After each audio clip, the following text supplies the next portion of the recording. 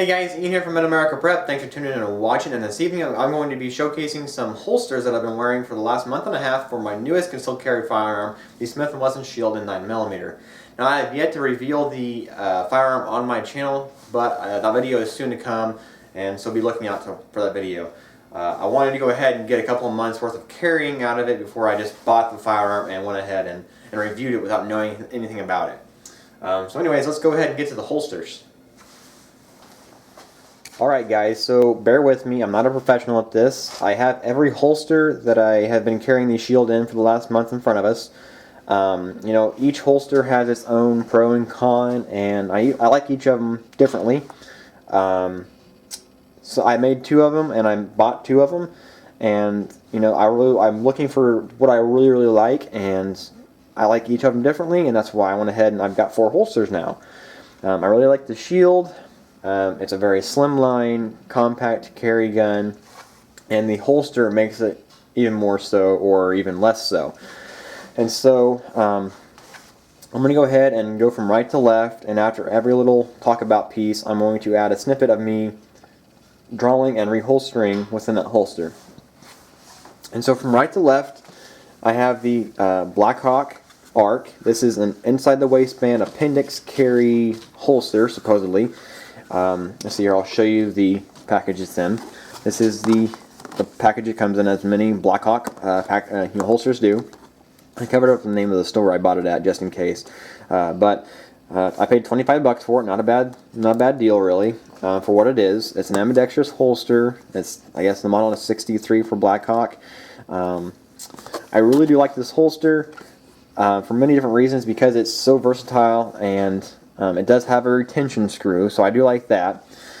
Just so you can read stuff here, it is a injected molded holster, ambidextrous, so left and right hand operation. Comes in with 2 different depths for the clip itself, so you have a depth, this clip here, or this hole here and that hole there, so it kind of goes up and down. I have it at the deepest point right now. I like to carry a little deeper than some, but I would like to be able to carry deeper than this holster does, but maybe I can change it up just a little bit down the road. It does have clips for 1.5 and 1.75 belts, and that's the 1.75 belt clip. I carry a 1.5 belt. Right now I'm using the Blackhawk Rigger's belt, or whatever you want to call it, with a big D hook or D ring.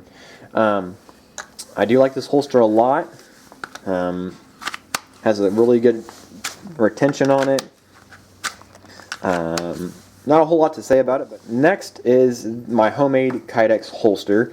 I've been playing with Kydex for the last 2 years or so, just to see how I like it. And I was gonna actually make some holsters for some friends, but I don't like putting out crap, and so I'm not really going to get into it. People can make their own holsters, or they can buy professionally, and this is definitely not a professional holster at all. You can tell how nasty it looks. I was trying to get some.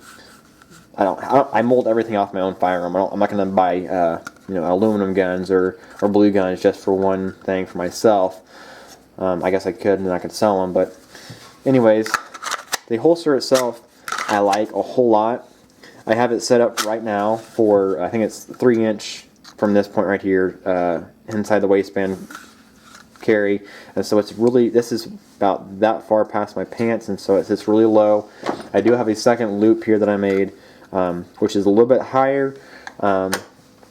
They each carry a little differently. If I did put this one on, I guess I could say it would carry about the same depth as the Blackhawk would, but you know what, it's not a big deal. Like I said, each holster carries a little bit different from the next, and I really do like this holster. The retention itself is extremely good. I have way too many retention points on it. That's why I had to build this up here with some tape. It's not professional by any means, but most of the retention is right here. That's where it chews that up anyways with Kydex. But it's a very deep concealed holster, and I like how it rides. I could probably chip away a little more Kydex there, but why else would I do that? Have a little bit of a sweat guard here, and it really does what it's supposed to, I guess. I have my leather holster that I made. This is an outside the waistband holster, and the leather was much drier than I thought it was. I've had this leather for a little bit longer than I wanted to not make a holster out of it, so I went ahead and made a holster, and it cracked. So I went ahead and softened it up. It's very soft now, but prior to that it was a little dry. And you know what? Saddle soap does as good as it can get. Not a very clean holster at all, but it's something that I made. I like making leather holsters, and I did everything, you know, it's all hand stitched. And for the most part, I like it. It's a very, you know, it's flat now. It's working itself out now, but when I first was molding this holster to it, or this gun to it, it was extremely stiff. And so, as you can see there is no strap for retention or security, I guess you could say. A lot of people like a strap over their gun. This is an outside the waistband concealed carry holster, so like in the wintertime I can carry this concealed with a big heavy coat on, and I'm not going to worry about somebody coming up and snagging it from me. I mean, I guess I should, but I'm going to, but being that there's no retention strap, it is still a very stiff holster. Now I'm not worried about accidental discharges by any means with this holster. The holster, or the trigger itself, is covered up. I can't get my finger in there, and it does have that manual safety there. So I do like this holster. It sits right how I like it, and I did compare it to a store-bought holster, the store that I bought this holster and this holster at, and it rides the same depth as one of the leather holsters. I think it was a DeSantis in the store. So it does have some wrinkles in it and stuff, but I like the look of it, and it's all right. I think it's once again set up for 1.5 inch belts. I guess you probably squeeze an 1 3/4 inch belt there, like a nylon belt, but a leather belt would probably be a little stiff to get through there. And so I do like it. It carries nice and high, and like I said, once again, with a big carry or a big jacket in the wintertime, this would be a great outside the waistband concealed carry option, or open carry. I'm going to open carry this too in the summertime. Why not? It's a beautiful holster, I think. It's a work of art, my own work of art. Alright, so we'll go ahead and we'll get to this holster right here. Alright guys, so now we have the sticky holster. This is the MD2. Yeah, this is the MD2 from Sticky Holsters. I really do like the sticky holster design and those that are like it. Before I didn't like the sticky holsters for bigger guns such as the 19, because I just didn't want to conceal carry the 19 so much back then. But this I can carry with or out a belt, you know, and you know, if I'm wearing dress slacks and stuff, I can't. I mean, I'm not going to wear this here at a nice event, or this right here, or this where my clips are showing, and everybody's like, "Whoa, you're carrying a gun!" Obviously, this one I can tuck in the pants and then tuck the shirt around it very nicely. You could do that too with this one, because I made this so your shirt can tuck in there. But it does stick. If you can tell there, if you can hear that, that is the, it's kind of a rubberized fabric. I don't know what exactly it's made of, but I have kind of scuffed it up just a little bit carrying it. You can tell there's a carry mark. It's kind of wearing through, got to be honest. Right there. That's kind of different. But there's several different companies that make these holsters. If you just wipe them down with wet water, or I think it's wet water, a wet rag, that's what they say. Cleaning it with a wet rag full, with Windex or something, we'll take this off and it'll make it stickier once again. The only thing I don't like about it is, you'll see in the clip here, you have to safely reholster this firearm, or a firearm in this holster. You need to pull the holster out of the pants, stick it back in, and then holster. That's great for pocket carry, like in a coat or in your cargo pockets and stuff. Inside the waistband also works, but it's kind of a pain in the butt to reholster that, especially if you were in public and had to draw your firearm, and then the situation declined or whatever, and you didn't have to fire. to reholster that, you had to pull your holster out and worry about all that kind of stuff. And so I'll go ahead and show the clip of that real fast. Alright guys, so first up is the Blackhawk Arc Holster. The draw is extremely smooth and the ability to reholster is extremely easy. The only negative thing I can think of is the fact that the holster itself is a little bit thicker than I'd like, but that's because of the injection molded process. Alright guys, so next up is the homemade Kydex holster.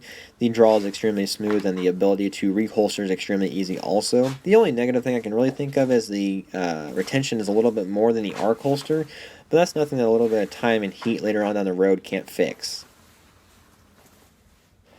Alright guys, so next up is the leather outside the waistband holster. The draw is extremely smooth and the reholstering is getting much easier.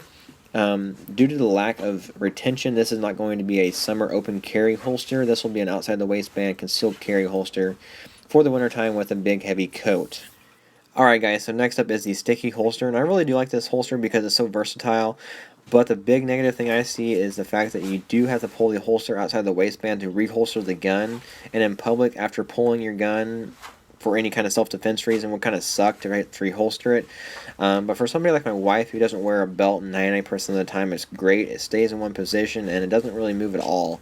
And especially since she's in business clothes 99% of the time, having them clips outside the waistband would kind of suck. And so this kind of eliminates that and makes her day much easier and keeps the nosy people out of her business.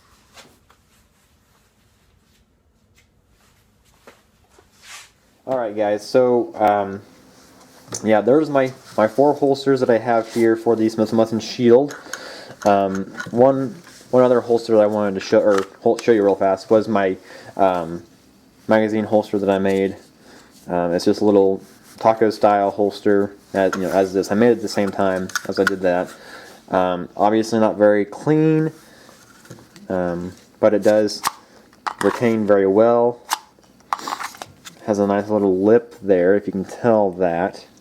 I gave it a little lip so I can make sure it gets in there. And I've been doing a little bit of drawing and trigger pull practice today, so that's why I'm playing with the snap caps. But this holster here is, I kind of like it. It's a single mag, and I mean I've only got 2 mags for it right now because I can't afford $30-some or almost $40 a mag. But has one loop. I carry it with the pant loop right here, and the pelt goes through the pant loop up and over this, and then through here, and that kind it sucks it down, and obviously I can do that, insert the mag, and go to town. And so that's a little piece of Kydex holster that I made. Kind of messed up that hole there. I had it set up a little bit higher. I did have I think it might have been a clip on there. I was designing a clip so I can put this inside the waistband and tuck it, which is kind of stupid. But that's what I did there. So I could use this clip here for that. Got 2 holes.